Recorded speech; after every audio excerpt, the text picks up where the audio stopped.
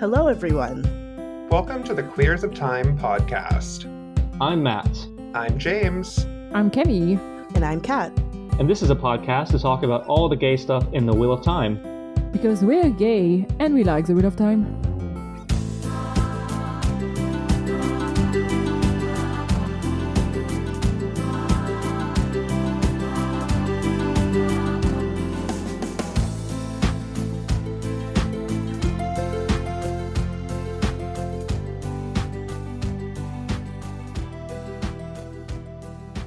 All right.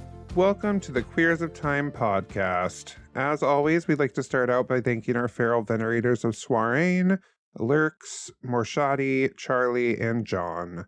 Thank you so much. Thank you so much. We appreciate you. We really do. It is just Kat and I, James, for this episode because we just watched Rings of Power Season 2, Episode 1. Yes. And unlike last season, when we said we were going to watch the entire season, this year we're actually doing the thing. So we are actually going to be watching. We've actually planned for it.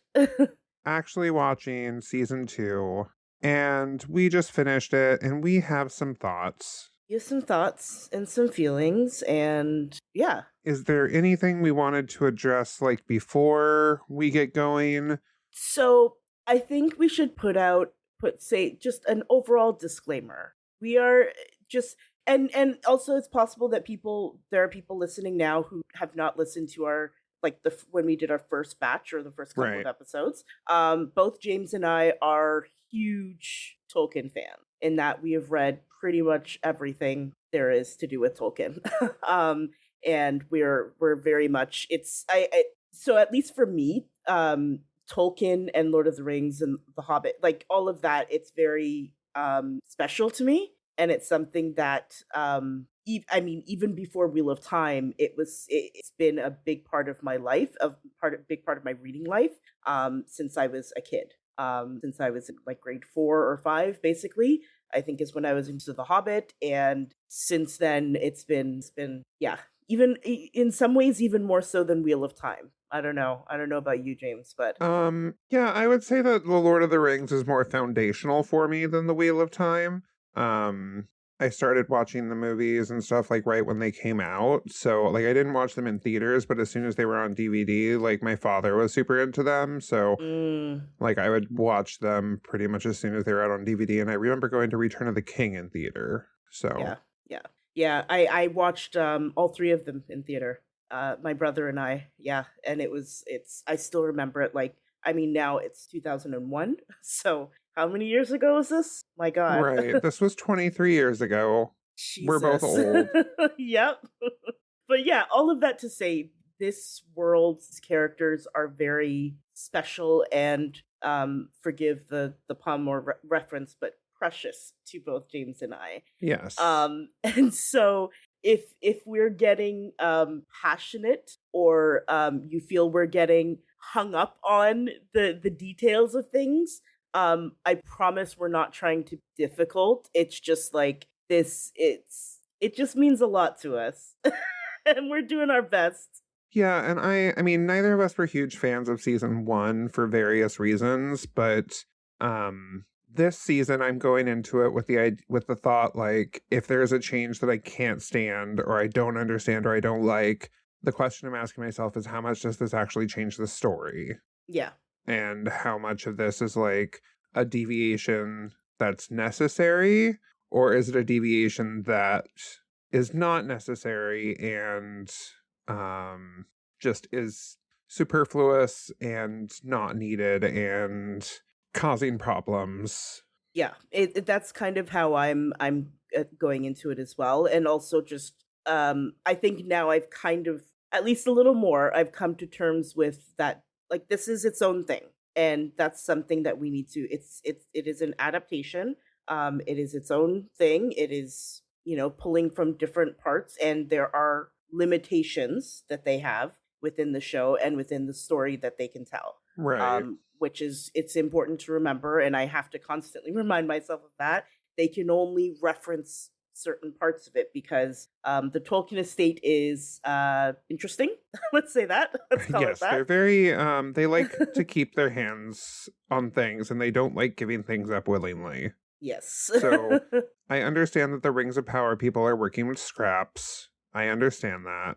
I still have problems, and that's okay. Yes. One of my foundational problems in season 1 was how little Galadriel was respected, and that has continued into season 2. So Unfortunately, this is seems to be not just a season 1 thing, it seems to be a theme now, which I'm not a fan of. Right. But we can get into that. We'll get there. But starting out, we have like a long. Are we good to go straight into? Yeah. Okay. Oh yeah. We have a long, like 7 or 8 minute long Sauron prologue where Sauron is giving a speech in a different form, and then he's killed by all of the orcs and Adar, and he reforms himself into Halbrand. Yes. What were our general thoughts on that? It took me far too long to realize that it was a prologue. I was very confused. It didn't click in my brain. I don't know if I just wasn't. It didn't click that this was a prologue. I was like, wait, timelines? It said Foradwaith, Well, Dawn of the Second Age. well, I don't know what to tell you, James. I don't know. I was not confused about the prologue bit because I was like, it said Foradwaith, Dawn of the Second Age. Yeah, I don't have an answer for you. So, there was. I also got a little distracted partway through because I got some very good and very emotional news, and so I was slightly distracted partway in the beginning part. But anyway, it was interesting. Mhm. I don't mind that they're giving a little bit more, I guess, lore and depth who the orcs are and their place in the world. It seems like they might be doing. I find it interesting that Sauron is having to essentially threaten the orcs to follow him. It bothered me a little bit because, like, Sauron's whole deal is that he's second in command to Morgoth. Yes. They would have already been obeying him. This is my thing. So that's when I had to ask myself, I'm like, how much does this impact the story? And I'm like, I guess in the long run, if the orcs are obeying Sauron at the end of the season or something, then it doesn't impact the story that much. It's just a circuitous route of getting there. Right. But it does seem a little bit unnecessary for Sauron to be betrayed by his orcs. Yeah. I guess it's. I mean, I'm assuming it's to give Sauron a struggle. Yeah. In the season. It makes for great TV. Absolutely. Yeah, like that's. I mean, I was genuinely riveted watching that scene. I was too. It was great. I very much enjoyed it. It just the Tolkien nerd inside me was like, wait, Yeah, I was losing it a little bit when Sauron was trying to convince the orcs that he needed them, because that's what drew me out of it, I guess. Because I was totally fine with it. It seemed like it was a struggle, but then when Sauron needed to convince the orcs that they needed him, I'm like, no, you're Sauron, dude. Yeah, this should be like a non-issue. You know what I mean? But I think I'm assuming it's to give it's so that there's some tension, right? Right, so that it's not just Sauron coming, because the other part of what Sauron is going to be doing for most of this scene is going to be very in that he's going to be mind fucking the elves, right? So that's going to make him he's going to be having a great time with that. And so I guess they wanted to kind of balance that with having him not automatically having a big grand army of orcs immediately at his side, which I get it. I get that it's necessary that he not auto win. Like there does need to be some kind of struggle, but there's not.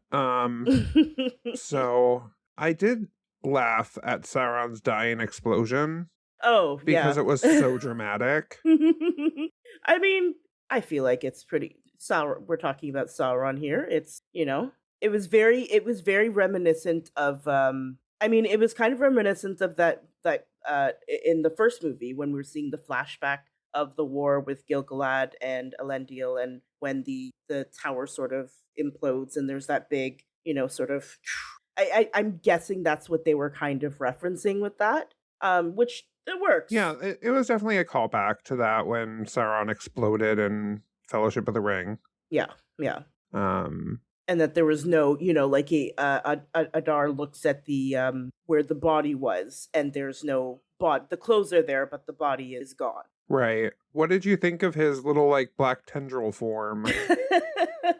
So at first, I like it. I think it's fairly true to like Yeah. it's fairly true to it. I guess I don't know.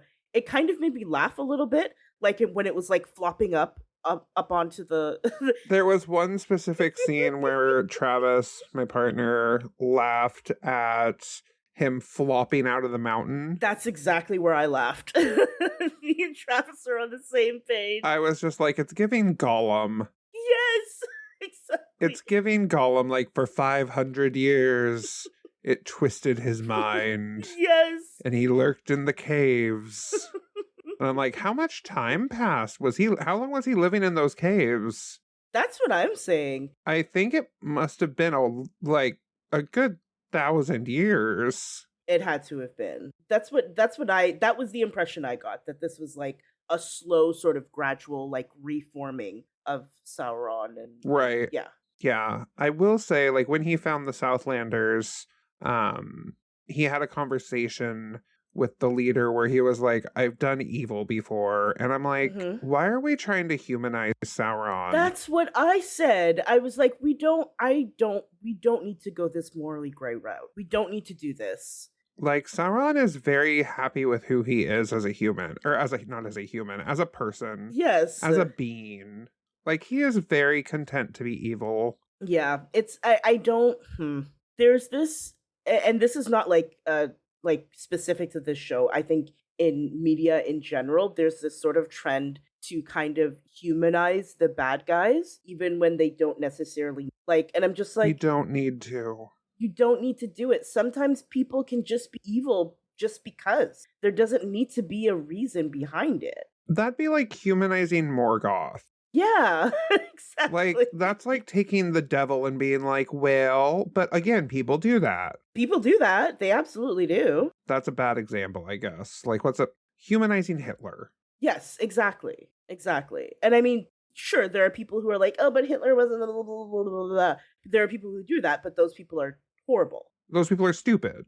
They're stupid, and they're very much in the minority. Like, the majority of people agreed that Hitler was a fucking monster. Right. And so, like, like Sauron, I don't understand this sort of push to make, like, so I'll be honest, and we can talk a little bit more about this later on. When I started enjoying Sauron the most is when he was like, I'm off to do bad things and trick people. And like he's, like when he's starting to get into his role as the tricks, like getting ready to do the big scam. And I'm like, yes, this is what I want to see. We don't need to see him like conflicted, quote unquote conflicted. Like it's right. Like he's questioning what he's going to do next. And I'm like, no. And to the show's credit, Sauron then is immediately seen like leaving the guy for dead and then commanding a monster, which I guess he would be able to do. I'm assuming, because he does it later too. So yeah, so I don't know. I it's like he's putting on a show, I guess, which is fine, but it seems real. That's the thing. Like it doesn't, the way that it's being shown to us, the audience, it makes it seem like we're supposed to be sympathetic towards him. Right. And it's not just like him like, oh, he's not doing that like sort of mustache twirling like evil villain type thing where it's just like that he's up to something and he's doing a bad. But and this is why people are shipping Halbrand and Galadriel. Yes. And I'm just like, no. That upsets me. Anyway. I can't get into it because I understand. I know. And there are people like, anyway, I can't get into it right now. I could talk about that for a long time. So now we're continuing on with the Sauron plot line. We get into Sauron turning himself over to Adar, who is the Lord Father of the Uruks. Yeah. Which I like. I like that title. Yeah. I like this idea that Adar is kind of trying to set the orcs free and to be their own little, like, beings and have their own land in Mordor. Like, Hmm. it's not what happened No. by any stretch of the means, but it's a nice little story. Yeah, and it's one of those things that it doesn't really change anything. It doesn't affect anything, I think, in the overall plot. I don't think it, at least not like detrimentally, I don't think. No, I don't think so. I get what they're doing with trying to have Sauron having to convince the orcs, but it's not how it happened. Yeah. And he's gonna have this big beef with the Adar later. Yeah. This huge rivalry is like, obviously they're setting them up for like a big showdown, I'm assuming, at the end of this. I hope so. Like, that would make me happy if it's, or somehow Adar comes to see that Sauron is actually, like, in charge. Mhm. But if Adar dies at the end of the season, I'm happy with that too. I mean, I don't see how Sauron will let him live, because now it's like, you know what I mean? Because I'm thinking specifically of that one moment where he was like, no, like, bow to my feet or something like that, or kneel to Mhm. my feet. And the look on Sauron's face is like, this motherfucker, when I get him, he will get got. He will get got. He Yeah. is done for. Yes. That's fair. I found it interesting the part where Adar was waxing poetically about being chained to the peak and then seeing Sauron as, like, Yeah. saving him. And then he conveniently left out the part where he then killed Sauron. Like, what happened there? We're gonna need more this season. It's yeah, there are bits of that story, of that encounter, that we're missing. Right. Because what? And I'm hoping that it's gonna get filled in, but I also don't have huge hopes. No, it feels like they're setting up a lot, because there's a lot of setup that they've done in this first episode, and we haven't even gotten to Numenor. Like, we haven't even seen Numenor yet. Right. We haven't seen the dwarves yet. And so we haven't seen Arondir yet. And so there's a lot still that's yet to see, and I don't know how they're going to fit all of this in, quite honestly, because it's 8 episodes. 8 episodes, yep. Oh my god. And they're long episodes. They're like hour and 20 minutes. Yeah. Oh yeah. It's they're almost too long for an episode, for like a TV episode. They're mini movies. Yeah. Yeah. I did enjoy the scene with the dog and how he commanded it with black speech, and I like that he got to actually kill Waldreg. Mhm. I mean, that guy had it coming, for sure. He had it coming. He had it coming. He only had himself to blame. Yep. And what else? I'm trying to think. Let me see. The only other thing I had on Sauron or on Halbrand or whatever, was when he appeared in Eregion. Why did he appear in his Halbrand form? I don't. So this is what I was confused about too. I was like, wait, why? Because we know that he appears as Anatar later in the season. Right, and that's the thing. And it's the same actor playing Sauron / Halbrand and Anatar. There's just lots of prosthetics on Anatar, which like alters the shape of his face and it makes it slightly different. So you don't, like, a lot of people on Twitter were like, oh, I didn't recognize him as like that same actor. And I was like, well, you're not looking close enough, first of all. But yeah, I just yeah, I that was curious to me too.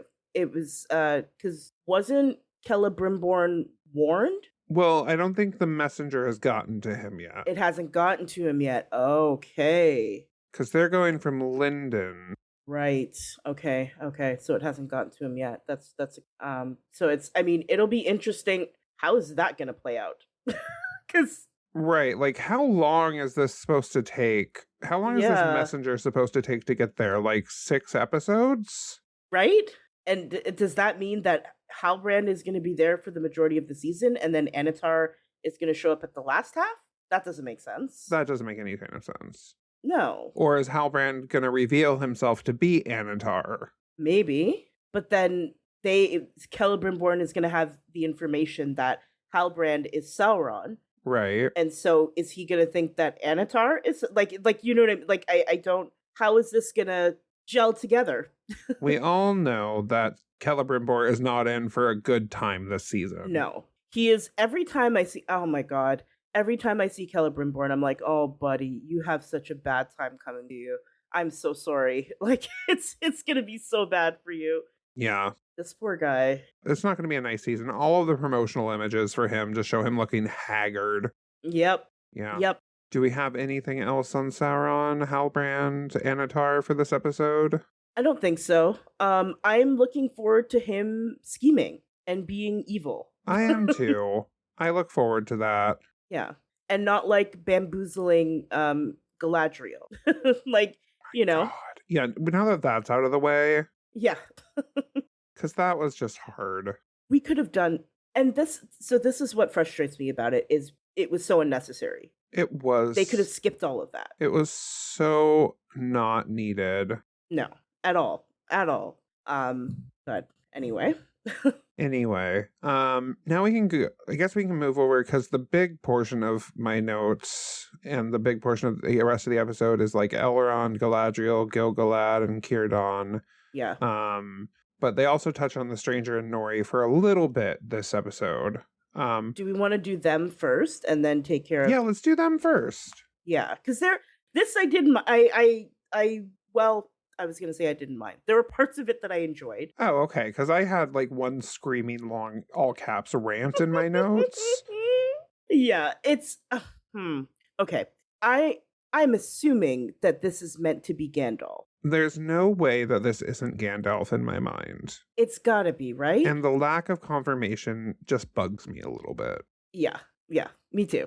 I would rather they just say like even if Nori isn't aware of who he is. I mean, not that she would have the context for it, but like even if she's not aware, but at least us, the audience, like the show's like, wink, this is who it is. You know, just that kind of confirmation. I hope Gandalf, or I hope Gandalf. No, I hope Tom Bombadil just uses his name. That is my hope. That's what I'm hoping to. Because if anyone is gonna know exactly who he is, it's gonna be Tom Bombadil. Right. So your screaming rant. My screaming rant was basically just like wizards came fully formed and understanding all of their powers when they came to Middle Earth. Mm-hmm. Círdan gave Gandalf the Ring of Fire right when he landed. Mm-hmm. Like, how much does it impact the story? I don't know how much it impacts the story. I mean, we'll see. Because, I mean, the Second Age is going to play out how the Second Age plays out. Like, all the major plot points are going to be hit. It just feels like such an unnecessary change. Yeah, I don't... I feel like this could have been accomplished still without the memory loss, if that makes sense. Like, it could have been just like Gandalf trying to keep his identity a secret from Nori. Right. And that, I think that would have still would have hit the same. I don't think it would have changed that much of the story. Like between season 1 and now too. I don't get why the memory loss is a thing. Yeah, it just seems very unnecessary. But I love Nori. Nori continues to be. I love Nori, and I'm so happy that Poppy followed them. Yeah, that was really cute. I had a feel. I was hoping that it was her. When they saw the fire in the distance, I was like, I wonder who that is. Yeah. Yeah, very sweet. I'm curious as to who these weird, like, bug-eyed people are. Yeah. Probably, like, messengers from this other wizard, this dark wizard, which... Oh, that's a good point. Dark wizard. And who's this dark wizard supposed to be? Who is this dark wizard? Who is this? Who is she? Is this someone, like, a sorcerer that's using the title wizard? Because that's fine. Yeah, that's fine. That's fun. I could be into that. But calling him a wizard is very specific. Yes, because that's a very specific and handful of people that's like of beings. Literally a handful. There are 5. Yes. And so if we're saying that, then who dis bitch? Who dis? Who dis? New Middle Earth, New Age, who dis? Who dis? Exactly. Yeah, I'm interested to see that. I don't I don't know. For people listening, I don't know. I don't know how to describe. No, I do. The Istari, the wizards. There's literally only 5 of them. There's Radagast, Gandalf, Saruman, and then the 2 blue wizards, which I don't even remember their names. I was like, I don't remember the blue wizards' names at all. I only know. They're very inconsequential. They arrived possibly earlier than the 2 blue wizards arrived possibly earlier than the other wizards that we know about and that have consequence in the story, but that's just a possibility. So it's a possibility that these are the blue wizards. It could be. Which I would no longer be mad at. No. But they're so Gandalf coding this guy. Mm-hmm. So I don't know. I don't know. I don't. So what I would prefer not to happen is I don't want another season of us trying to figure out who. We don't need to do that. Oh my gosh. We did that. We did that already. We don't need a repeat of that. Like 1, maybe 2 episodes of like, who is this? And then lay it out there. Right. Even if the characters themselves are not completely aware of who he is, at least lay it out for the audience, please. I'm begging you. Just let me know. Yes. Just change the caption to like Gandalf says or something. Exactly. Oh my god. But yeah, for this episode, they were really just wandering around. They were looking for food. The stranger was having a weird dream where he sees a staff and then he grabs it and there's like a pulsy brain made of gold and a wizard and a few other things that he sees. And then they meet up with Poppy. Yeah. And the walking song, turns out it's like a guide for helping them navigate. Yeah. Which I think that I like that. That was a cool little detail. Yeah, no, that was really, really nice. Yeah. But yeah, that's about all they were doing. Yeah. Lots of wandering. Now we get to this is going to be a little bit difficult because it's like set into different. It's weaved throughout the episode, but for the first part, we see Galadriel and Elrond riding back from Eregion with Elrond holding possession of the 3 rings. And Galadriel's trying to like grab them out of his hand and then they reach Linden. I keep wanting to say Lindor, like the truffle. Me too. Every single time. I'm really proud of myself for not doing Lindor. But they reach back to Linden. Gil-galad is hearing what Elrond has to say about Halbrand not being Halbrand. And then Gil-galad tries to put Elrond in his place and Elrond throws himself off a cliff. Yes. With the rings. Which, okay. I literally wrote, oh my god, what are you gonna do, Elrond? Throw yourself off a fucking cliff? Please do. And then he did, and it made me happy. Yeah, and then he did it. And I'm just like, you dumbass. Yeah, I'm struggling. It is very hard to go from the Elrond of the movies, and I mean the Elrond of the books too, to this interpretation of Elrond. And I understand he's younger. See, here's the thing. I can believe that there's a younger, stupider Elrond. Yes. I cannot believe that there is a younger, stupider Galadriel. I agree. Because literally in all of the lore for the books, Galadriel is the wisest and fairest of all of the elves after Feanor. Yeah. Well, always the fairest over Feanor, but like Feanor was more powerful, but Galadriel was always wiser and fairer. So, yeah. No, I said what I said.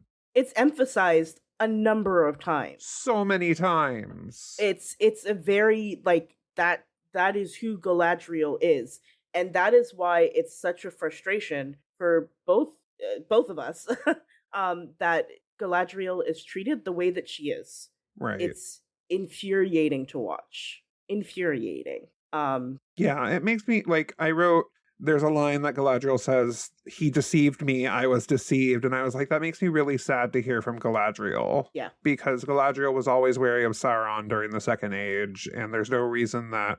So Anatar goes to Galadriel's realm, and she's immediately, like, hackles. Like, yes. She is not having it. No. She doesn't quite, like, perceive that he's Sauron, but she's like, no. She's aware that something is not right. like, something is very wrong. And she's like, no. So for her to be deceived by Sauron is just kind of like a bitch slap. Yeah, it's laughable, honestly. It really is. It's what it is. It's laughable.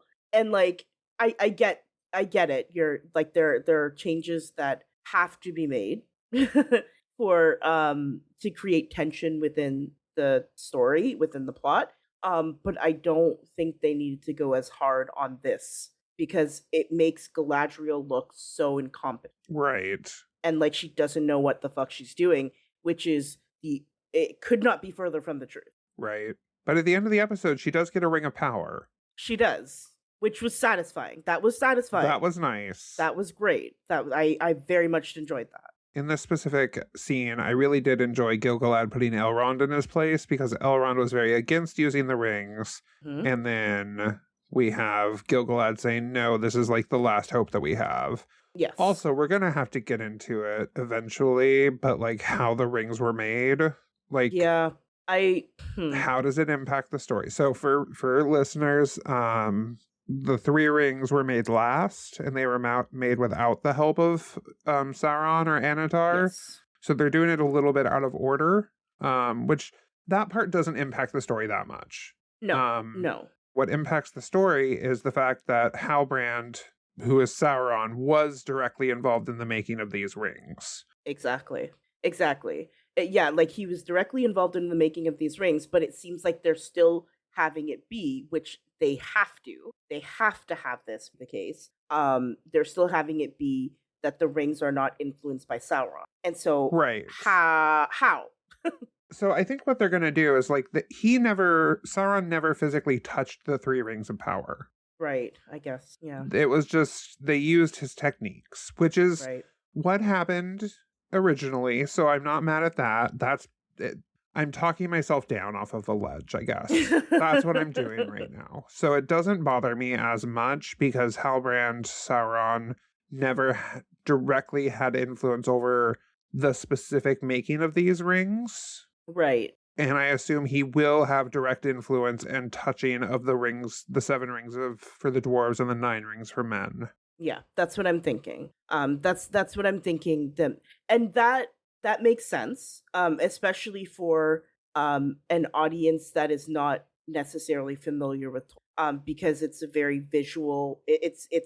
There's a visual difference. Like in one example, he is not involved. His techniques are being used, but he is not hands-on involved. Right. In another example, he is hands-on involved, which at least that will help people distinguish why the elves' rings are okay and the dwarves and the men's rings are not. Yeah. It's it's okay. In the grand scheme of things, it's fine. I'm fine with it. It's not a huge. It doesn't bother me nearly as much as the Galadriel disrespect, which yes, there's a moment that we're going to get to that had me pausing it because I had to scream at the TV. Anyway, yeah, the next little bits blur together. But for a loose like plot synopsis, we see Círdan, who is the oldest and wisest of the elves in the Second Age, which I need to look at because I think Galadriel is either older or about the same age, but the main difference is Galadriel was born in Valinor and Círdan was born in the Middle-earth. In Middle-earth, yes, exactly. Which means that Galadriel is better. Like, that's just how it works. Yes. If you've seen The Light of the Two Trees, you're better than any other elf. And yet. And anyway, we see Círdan, who is the shipwright, who is like, Elrond refers to him as the oldest and wisest of our kind. Also, great introduction. Oh, 100%. Great introduction. It made me so happy because I'm always like, oh, what are they gonna like? What is gonna be changed with the character that is important? Like what's gonna happen? And when we saw him like actively working on ship parts and like doing that sort of work, I was like, oh, this made me so... Oh, and the casting was perfect. Oh, it's so good. Him and Celebrimbor are going to do it for me in terms of elves this season. I can already tell. Like, they are bringing it home for me. So we see Círdan, Elrond is going there to try and convince Círdan that they shouldn't use the rings. Círdan specifically does not look at the rings. And he mentions that there's a scar from the end of the First Age when Morgoth was defeated. Right. In the ocean that's so deep that like no one can get there. So he volunteers to like take the rings out there. Galadriel comes sorry, I'm just reading my notes and I'm happy with myself for these notes. I have to say, James's notes are so much better organized than mine. Mine are just like bleh. It's just like walls of text. But yours are actually organized. It's great. Next, Gil-galad and Galadriel go and find Círdan, or they find Círdan's workshop, and they find Elrond there, and Elrond is a bitch to Galadriel. What else is new? And Círdan is going out to throw the rings into the scar. However, the ocean hits his boat, aka Ulmo. Good old Ulmo was like, absolutely not. We're not doing this. Ulmo is the god of the sea for people that are not as big of fucking nerds as we are. Even the god of the sea was like, look, Círdan, listen, you and I go way back. But like, I gotta intervene here. Listen, I hate to step in here, but I actually can't allow you to do this. I'm gonna let you finish, but oh my god. Anyway, it causes Círdan to look at the rings, and then Círdan comes back to Linden. Damn it, I did it. And you know what? You said it, and I didn't blink. It didn't even fit. I was just like, yeah. You didn't clock it at all. Not at all. Oh boy. Comes back to Linden, and Gil-galad was giving a speech about how, like, the elves' time is over. But then Círdan is just like, no, we have these rings, and then they all put on the rings, and Elrond, like, what is the word I'm looking for? Starts with a P. It's late at night. Petulant? No, he protests. That's the word I'm looking for. He protests. And then they put on the rings and everything, like Linden lights up pretty much, like the tree heals itself. Yeah. Which is that scene was beautiful. It was so beautiful. And also Gil-galad is a very good singer. Yes. Yeah. He has a good set of lungs. I don't know. I did not care for Gil-galad in season 1. I'm starting to be okay with Gil-galad in season 2. He's warming on me. I think, yeah, he's warming on me. It feels, so in general, it feels, especially for the elves, it feels like they're stepping more, they've all stepped more into the characters, and it just feels like they're a little bit more at home in the characters, if that makes, and that's not to say it was necessarily all bad last season, but it just, Gil-galad was just not doing it. But I'm frustrated with him this season, but that's good because I'm feeling something about him. Right. It's a good thing. Yeah, I do. There was a line from going back to when Elrond goes to Círdan, with the rings.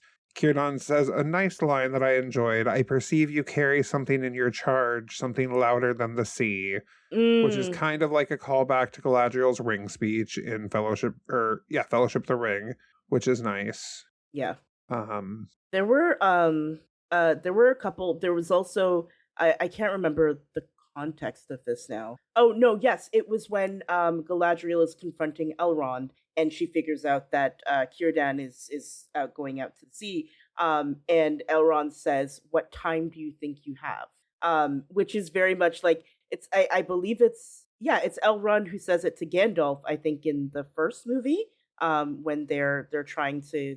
Is it Elrond? Am I remembering that right? Someone says it. They're trying to. What line specifically? What time do you think you have? It might be maybe it's Saruman. I can't remember, but that does sound familiar. Time. What time do you think you have?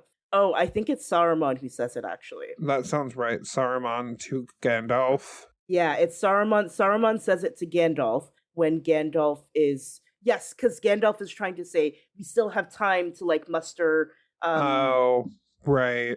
And Saruman is like, time. What time do you think you have? And I was like, huh, that's interesting. Like that's it. And even the way that he says it, it sounded almost identical to that line that Saruman says, which I'm like, I feel like if young Elrond is reminding me of Saruman is maybe not a good thing. Oof. Oh, Oofa doofa. let's not go there. Ooh. Anyway. I had a note in here because Galadriel is saying that she will do anything she can to fight Sauron and like to the end of her days or something, and Gil-galad is just being kind of a bitch towards her. Mm-hmm. And I was like, again, you give and you take with Gil-galad. Like if we're talking about prideful elves, he's the perpetrator of all of the prideful elves. Absolutely. He is patient zero. 100% he is absolutely patient. He is, yeah. Yeah. There was a particular moment when, this is further back, when Gil-galad and Elrond are being so judgmental of Galadriel not telling them about Halbrand. And I'm like, what do you, like, literally, no matter what she does, she can't win. She can't win. Also, like, how much fucking time has passed? She is in shock. In this version of whatever story they're telling, Galadriel just found out that this person that she trusted is Sauron, who she has like hunted her entire life. She's processing. Yeah, exactly. And they don't even know that it's like Elrond just knows that he's not who he says he is. Yeah. He doesn't know that he is Sauron. Mm-hmm. Yeah. And also, like, she's been at them to say, like, hey, Sauron is still around. Sauron is still here. And y'all have done absolutely, like, nothing to support her. In fact, the opposite of that. And now, because she didn't say anything right away, now you have, like, it was just so fucking rich of them. I was like, oh, okay, guys, come on. Yeah, I did not care for it. No. I think that's going to be my main sticking point with all of Rings of Power is they didn't treat Galadriel with the respect that she deserved. Yeah. But not a fan. I can enjoy other aspects of this show, I guess. Mm-hmm. Speaking of disrespecting Galadriel, there was one line that said, where Galadriel says, I know the 3 rings are free of his influence. And Elrond says, but are you? I wrote, uncalled for, not mindful, not demure. Not at all. Not considerate. Certainly not considerate. I cannot. I had to pause it because I was so mad. My God, the audacity. Listen, if there's one thing that this version of Elrond has, it's audacity. It's audacity. He has so much audacity. He is, I don't know what is wrong with him. He was born with extra audacity. And then he goes into this speech where he says, the light of Valinor shone upon your very face, Galadriel, and you turned your back on it, which is a nice little throwback to why she left Valinor. And then he says, was it truly to fight the darkness, or was the darkness calling to you? Can you not see all of this may be by his design? Yeah, I don't like it. I don't like it, and I find it disrespectful. Yeah, because, like, Galadriel has been the one shouting from the rooftop to anyone who will listen, hey, we need to be super vigilant because our enemy is still out there. And then you turn around to her and say, well, maybe the darkness is calling to you. Excuse me? Excuse me? Excuse me? Excuse me? Huh? Like, yeah. I just, like, what Rings of Power is pulling on for Galadriel is that she's prideful, which she is. But that doesn't mean that she made this many mistakes. Exactly. Did you know that you can be prideful and accurate? Like, there's a reason she's prideful. It's because she's good at what she does. It's because she knows what she's talking about. Like, I don't think that this was necessary. I don't think it's necessary to, like, they could have shown that she's prideful and just done that. Like, they don't need to make a fool out of her. And I feel like that's kind of what they're doing. Yeah, a little bit. And now we get into when Círdan comes back. I did know, I really love the diversity among the elves gathered there. Yes, I know. Ooh, the racists are going to be upset. They are going to be hopping mad. There was a very prominent black elf there. Mm-hmm. It's made me happy. Black and brown elves were there. Yep. And I was like, this is very nice. Particularly, like, specifically with this in Linden, it is delightful to see. Makes me very happy. How close were you to saying Lindor? Very close. I almost said it. I did love that Círdan came back with a ring already on. He's like, by the way, I'm going to be taking one of these. Hey. It is this one. It's this one. This is mine. I already claimed it. Yeah, I did love that. And also, I did find the look on Elrond's face very satisfying. Oh my god, yes. Like watching Círdan walk up and just be like, yeah, so we're gonna be wearing the ring. We're gonna be using them. Yeah. And Elrond just looks so salty. Elrond just looks at Galadriel, walks up to Galadriel, doesn't bother saying anything, and then just walks off at the end. Right? And I'm like, who the fuck are you?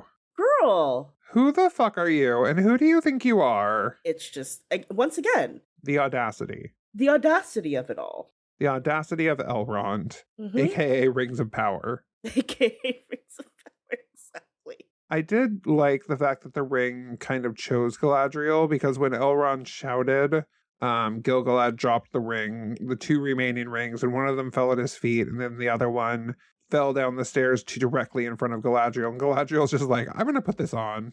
Yeah. She's like, this is mine. This is mine now. This is mine now. Thank you very much. Thank you. Very demure, very mindful. Very mindful. Exactly. And then the light of the Eldar shone. It was nice. Yeah, that was a beautiful. And it felt genuinely hopeful, which I feel like I wish that we got, like, I hope that we get more of those moments. Right. Where it's not just like, and I understand, like, there are some very dark times ahead. There are some very difficult things ahead. But at the core of all of Tolkien's works is this message of hope. Right. Even when they're, you know what I mean? Like, even when things seem dark and grim and hopeless. Yeah. And this was a very, very nice moment. And just like, also, this show continues to be absolutely beautiful. They spent their money well. Yes, very, very well. Yeah, absolutely gorgeous. In this episode, the scene with them riding horses in the very beginning was a very, very good. It was very beautiful. It was very well done. The shots were amazing. The costumes also look better. Yeah. I was just going to say, Galadriel's riding cape, where it covers the back of her horse, looked amazing. Yes. Mm-hmm. The orcs looked a little bit like they were just wearing orc masks. They did. Okay, so I'm glad it wasn't just me. It looked like, they looked a little too, and this might work because the orcs, it might be fine. I don't know. But there was one orc that kind of looked like, like Hank in accounting or something like that. Like it just looked like some guy, that was like wearing orc cosplay. Yeah. So I don't know. Yeah, there's the costumes for the orcs were a little bit questionable, but everyone else, the costumes looked pretty great they looked pretty great. But yeah, that is pretty much it for episode 1. I think that's it. Yeah. I'm excited for episode 2 because I think we see the dwarves. I believe so, yes. And so that should be good. I'm always excited to see the dwarves. I'm assuming that we'll also see Arondir and Bronwyn and Theo, I think is the boy's name. I'm trying to not see any kind of spoilers, but I'm trying to also see the official Prime Video okay, yeah. Description, because that'll give me no spoilers. Mm-hmm. One moment, processing. Season 2, episode. Darkness falls over Khazad-dûm. Sauron and Galadriel each seek new allies. The stranger and the Harfoots encounter a growing threat. Okay. Yeah. Yeah. So that's that. So we won't be seeing Eregion. Not Eregion. Wow, I'm blanking so hard. Numenor? We won't see Numenor until episode 3. Yeah, not until episode 3. Which I believe that's the episode that we first saw Numenor as well last season. Oh, okay. Yeah. Oh yeah, that makes sense. Yeah. Did you see that it's number 2 in the US? I did see this. Which is good. Even on its premiere day. Which 3 a.m. What a wild time. I'm sorry, what a wild time. And I understand that time zones exist, and maybe they were doing it for other, because it's maybe for other time zones it worked better, but like 3 a.m. is a wild time to drop the episodes. Yeah, it was 3 a.m. Eastern, 12 Yeah. a.m. midnight Pacific, and I'm just like, oh, okay. We aren't going to do Cool. like what Wheel of Time did and do it at like 6 p.m. Pacific, 9 p.m. Eastern, because that, Mm-hmm. I don't know. Well, hey, at least the people in Europe were happy. That's true. So maybe that's what I was thinking. I was like, okay, well maybe because if it's 3 p.m., so it's 8 p.m. Yeah. Or 8 a.m. Sorry, 8 a.m. GST or GMT. Not the middle of the night for them. Yeah, so that's good. So that's what I mean. Like maybe they were doing it for Europe, which good. That's great. Europe people? You mean Sorry. Europeans? Yep. Listen, it's late. It is very late. I don't know what I'm saying anymore. It's late. I've also been crying quite a bit. Good tears, happy tears, but it's Okay. Thank you for clarifying. Yeah. I'm a little spent. Okay. Well, we'll end it there then, I guess.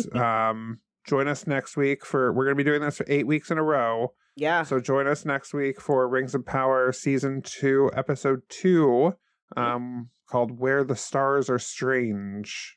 So that'll be exciting. But yeah, thank you so much for listening. Do you want to do the outro? Sure. Thank you so much for listening to the Queers of Time podcast. Please remember, I feel like we never remind people to rate and review us.